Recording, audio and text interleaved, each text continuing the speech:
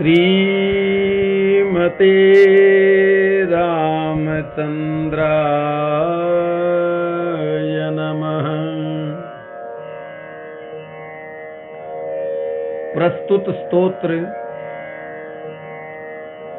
श्री राम रक्षा स्तोत्रम, जिसके प्रणीता महर्षि बुध कौशिक हैं। इस स्तोत्र के अनुसार ही भगवान शंकर ने महर्षि बुध कौशिक को स्वप्न में आदेश दिया। तब उन्होंने यह कवच लिपिबद्ध किया और यह अपने नाम के अनुसार ही कवच है। कवच सुरक्षा करने के लिए इसको सिद्ध कर लिया जाए। सिद्ध का तात्पर्य है कि यह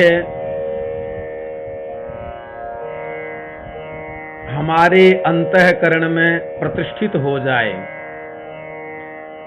तो इसके स्मरण मात्र से, पाठ मात्र से भौतिक आदि व्याधियों से तो सुरक्षा होती ही है, और नित्य ही पाठ किया जाए श्रद्धा भक्ति पूर्वक, तो काम क्रोध लोभ आदि जो शत्रु हैं उनसे भी भगवान श्री राम सुरक्षा करते हैं। इसको सिद्ध करने की बड़ी ही सरल और सुंदर विधि गीता प्रेस गोरखपुर से प्रकाशित श्री राम रक्षा स्तोत्रम पुस्तिका है, छोटी, जिसमें दिया गया है।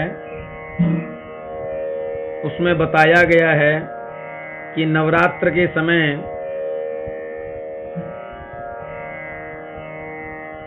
प्रातः ब्रह्म मुहूर्त में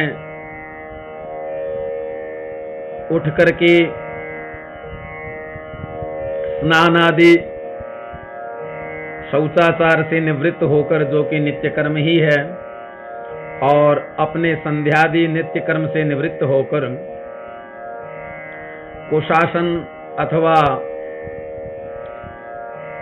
ऊन के आसन पर बैठकर भगवान श्री राम के कल्याणकारी सुंदर स्वरूप को चित्त में स्थापित करके उसमें निमग्न होकर और इस स्तोत्र का 11 बार नित्य पाठ करें 9 दिन तक। पाठ के समय भगवान श्री राम की अमोघ शक्तियों के प्रति जैसी अखंड श्रद्धा होगी, जितनी प्रगाढ़ होंगी, उतना ही इसका फल श्रेष्ठ होगा। अतः श्रद्धालु भक्तों को इसे नवरात्र में सिद्ध कर लेना चाहिए। और यह ऐसा स्तोत्र है कि सभी को अपने नित्य कर्म में इसे अवश्य करना चाहिए। स्तोत्र इस प्रकार है। पहले विनियोग दिया गया है, तो हाथ में जल लेकर के और विनियोग वाक्य पढ़ के जल को पृथ्वी पर छोड़ के फिर भगवान श्री राम का सुंदर ध्यान है, वह ध्यान करते हुए फिर स्तोत्र का पाठ करना चाहिए। श्रीमते रामचंद्राय नमः। अथ विनियोगः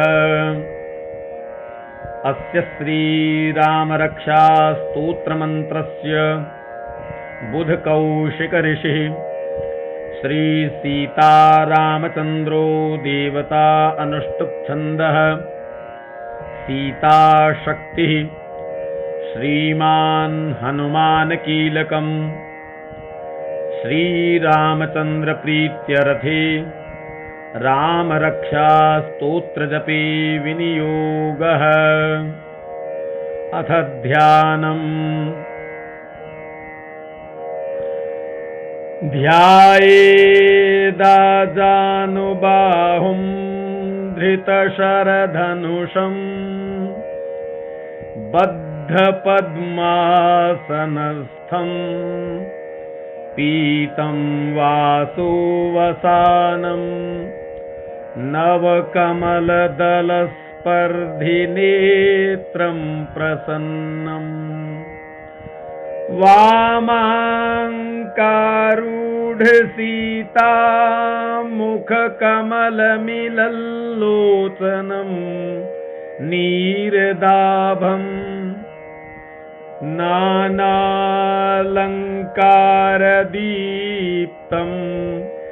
दधतमुरुजटामण्डलं रामचन्द्रम्।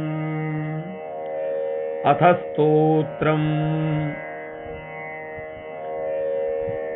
चरितं रघुनाथस्य शतकोटिप्रविस्तरम् एकैकमक्षरं पुंसां महापातकनाशनम् ध्यात्वा नीलोत्पलश्यामं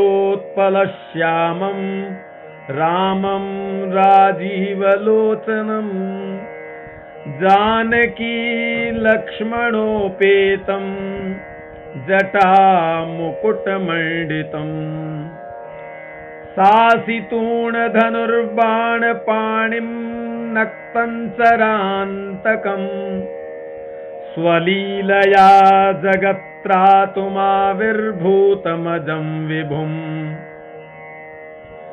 रामरक्षां पठेत् प्राज्ञः पापघ्नीं सर्वकामदाम् शिरो मे राघवः पातु भालं दशरथात्मजः कौसल्येयो दृशौ पातु विश्वामित्रप्रियः श्रुति घ्राणं पातु मखत्रातामुखं सौमित्रिवत्सलः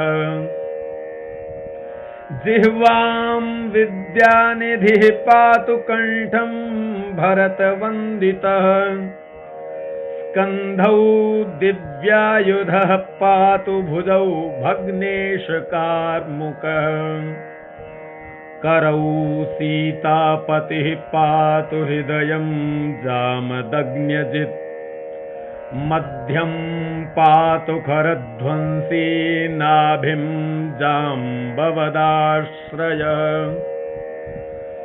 सुग्रीवेशः कटी पातु सखिनी हनुमत्प्रभुः ऊरू रघुत्तमः पातु रक्षः कुलविनाशकृत् जानुनी सेतुकृत् पातु जङ्घे दशमुखान्तकः पादौ विभीषणश्रीदः पातु रामोऽखिलं वपुः एतां रामबलोपेतां रक्षां यः सुकृती पठेत् स चिरायुः सुखी पुत्री विजयी विनयी भवेत् पातालभूतलव्योमचारिणश्छद्मचारिणः न द्रष्टुमपि शक्तास्ते रक्षितं रामनामभिः रामेति रामभद्रेति रामचन्द्रेति वा स्मरन् नरो न लिप्यते पापैर्भुक्तिं मुक्तिं च विन्दति जगज्जयित्रैकमन्त्रेण रामनाम्नाभिरक्षितम् यः कंठे धारयेत् तस्य करस्थः सर्वसिद्धयः। वज्रपञ्जरनामेदं यो रामकवचं स्मरेत् अव्याहताज्ञः सर्वत्र लभते जयमङ्गलम्। आदिष्टवान् यथा स्वप्ने राम रक्षामि मां हरः, तथा लिखितवान् प्रातः प्रबुद्धो बुधकौशिकः। आरामः कल्पवृक्षाणां विरामः सकलापदाम्, अभिरामस्त्रिलोकानां रामः श्रीमान् सनः प्रभुः। तरुणौ रूपसम्पन्नौ सुकुमारौ महाबलौ, पुण्डरीकविशालाक्षौ चीरकृष्णाजिनाम्बरौ। फलमूलाशिनौ दान्तौ तापसौ ब्रह्मचारिणौ, पुत्रौ दशरथस्यैतौ भ्रातरौ रामलक्ष्मणौ। शरण्यौ सर्वसत्त्वानां श्रेष्ठौ सर्वधनुष्मतां, रक्षः कुलनिहन्तारौ त्रायेतां नो रघूत्तमौ। आत्तसज्जधनुषा विशुस्पृशा वक्षया शुगनिषङ्गसङ्गिनौ, रक्षणाय मम राम लक्ष्मणावग्रतः पथि सदैव गच्छताम्। सन्नद्धः कवची खड्गी चापबाणधरो युवा, गच्छन् मनोरथान्नश्च रामः पातु स लक्ष्मणः। रामो दाशरथिः शूरो लक्ष्मणानुचरो बली, काकुत्स्थः पुरुषः पूर्णः कौसल्येयो रघूत्तमः। वेदान्तवेद्यो यज्ञेशः पुराणपुरुषोत्तमः, जानकी वल्लभः श्रीमान् अप्रमेयः पराक्रमः।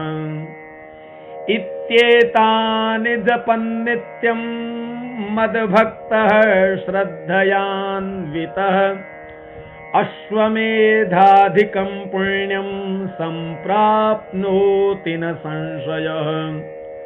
रामं दूर्वादलश्यामं पद्माक्षं पीतवाससं, स्तुवन्ति नामभिर्दिव्यैर्न ते संसारिणो नरः। रामं लक्ष्मणपूर्वजं रघुवरं सीतापतिं सुन्दरम्, काकुत्स्थं करुणार्णवं गुणनिधिं विप्रप्रियं धार्मिकं, राजेन्द्रं सत्यसन्धं दशरथतनयं श्यामलं शान्तमूर्तिम्, वन्दे लोकाभिरामं रघुकुलतिलकं राघवं रावणारिम्। रामाय रामभद्राय रामचन्द्राय वेदसे, रघुनाथाय नाथाय सीतायाः पतये नमः। श्रीराम राम रघुनन्दन राम राम, श्रीराम राम भरताग्रज राम राम, श्रीराम राम रणकर्कश राम राम, श्रीराम राम शरणं भव राम राम, श्रीरामचन्द्र चरणौ मनसा स्मरामि, श्रीरामचन्द्र चरणौ वचसा गृह्णामि, श्रीरामचन्द्र चरणौ शिरसा नमामि, श्रीरामचन्द्र चरणौ शरणं प्रपद्ये। माता रामो मत्पिता रामचन्द्रः, स्वामी रामो मत्सखा रामचन्द्रः, सर्वस्वं मे रामचन्द्रो दयालुर्, नान्यं जाने नैव जाने न जाने। दक्षिणे लक्ष्मणो यस्य, वामे च जनकात्मजा, पुरतो मारुतिर्यस्य, तं वन्दे रघुनन्दनम्। लोकाभिरामं रणरङ्गधीरं, राजीवनेत्रं रघुवंशनाथं, कारुण्यरूपं करुणाकरन्तं, श्रीरामचन्द्रं शरणं प्रपद्ये। मनोजवं मारुततुल्यवेगं, जितेन्द्रियं बुद्धिमतां वरिष्ठं, वातात्मजं वानरयूथमुख्यं, श्रीरामदूतं शरणं प्रपद्ये। कूजन्तं राम रामेति मधुरं मधुराक्षरम्, आरुह्य कविता शाखां वन्दे वाल्मीकिकोकिलम्। आपदामपहर्तारं दातारं सर्वसम्पदां, लोकाभिरामं श्रीरामं भूयो भूयो नमाम्यहम्। भर्जनं भवबीजानामर्जनं सुखसम्पदां, तर्जनं यमदूतानां राम रामेति गर्जनम्। रामो राजमणिः सदा विजयते, रामं रमेशं भजे, रामेणाभिहता निशाचरचमू, रामाय तस्मै नमः। रामान्नास्ति परायणं परतरं, रामस्य दासोऽस्म्यहम्। रामे चित्तलयः सदा भवतु मे, भो राम मामुद्धर। राम रामेति रामेति रमे रामे मनोरमे, सहस्रनाम तत्तुल्यं राम नाम वरानने। राम रामेति रामेति रमे रामे मनोरमे, सहस्रनाम तत्तुल्यं राम नाम वरानने। राम रामेति रामेति रमे रामे मनोरमे, सहस्रनाम तत्तुल्यं राम नाम वरानने। स्वस्ति श्री बुध कौशिक मुनि विरचितं श्रीराम रक्षा स्तोत्रम् श्रीरामचन्द्राय